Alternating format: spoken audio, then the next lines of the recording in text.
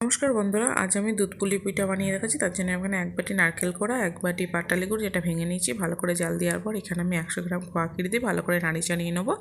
এবার কড়াইয়ে 1.5 কাপ জল আর নুন আর সামান্য একটু ঘি দিয়ে দেবো। এবার যে কাপের জল দিয়েছি তার 1 কাপের চালের গুঁড়ো দিয়ে ভালো করে নাড়িয়ে চাড়িয়ে নেবো। আমি 5 মিনিটের জন্য ঢাকা দিয়ে রেখেছিলাম। ঢাকা খুলে আবারও নাড়িয়ে চাড়িয়ে থালার মধ্যে নিয়ে ভালো করে মেখে নিতে হবে।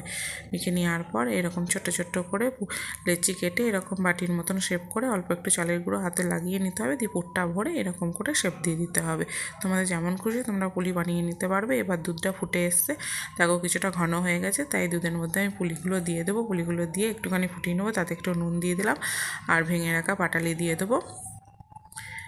পাটালি দেওয়ার সময় আমি গ্যাসটা বন্ধ করে রেখেছিলাম। তারপর অল্প একটু গ্যাস হালকা আছে আমি ফুটিয়ে নেবো, এতে পিঠেও সিদ্ধ হয়ে যাবে আর দুধটাও কেটে যাবে না। দেখো আমাদের রেডি হয়ে গেছে।